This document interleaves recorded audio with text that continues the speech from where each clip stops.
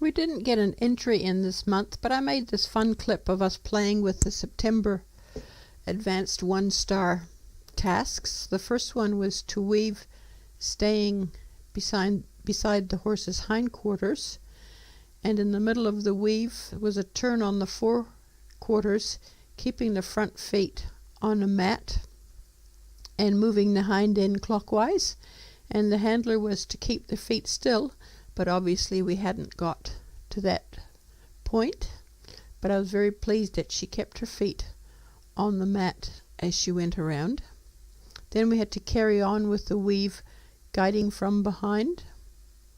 So had to encourage her to turn left there and then to turn right again.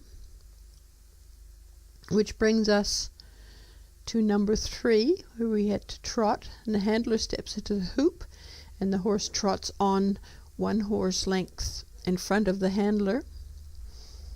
And I wasn't trotting there, but I managed to step into the hoop, and then we wait for a count of 10 before joining the horse. And that was the end of that one. Number 4, a box with 3 sides closed in. The horse is to trot into the box. Obviously we only walked in. It was very narrow, and the horse stays in at least for the count of 3. The box is only 6 inches wider than the widest part of the horse. And then ask the horse to back out without the handler moving the feet was task number 5. She did that really nicely. We didn't get a chance to film number 6, canter a scary corner set at 90 degrees, but we did get it done in practice. And that brings us to 7.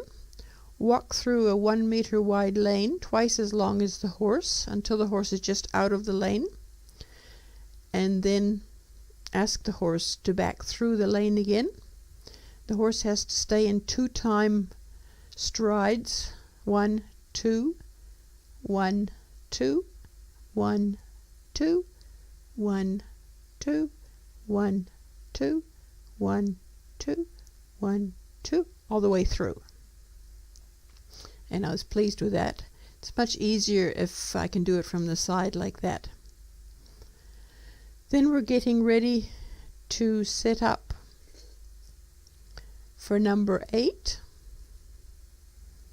which is to head back to the mat in between the weave obstacles, but this time we have to set the hind feet on the mat and do a turn on the hindquarters, and the handler is supposed to keep their feet still, but we haven't got to that point. We can do it at liberty when we're playing at speed, but to do it keeping the hind feet on a mat was a whole different kettle of fish. So we're moving the front end clockwise, and she was starting to get the hang of the idea that she needed to keep her feet on the mat, but it wasn't all that easy.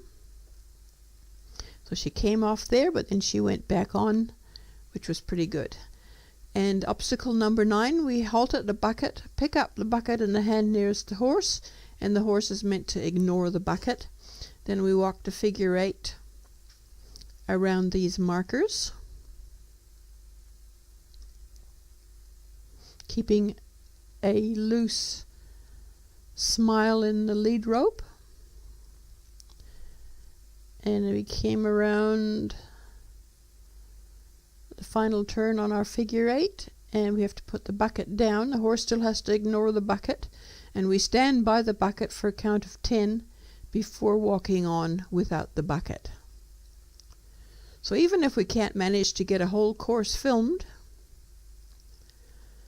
for whatever reason, it's fun to work on the individual obstacles and make a record of what we did. So I filmed this all with a set camera.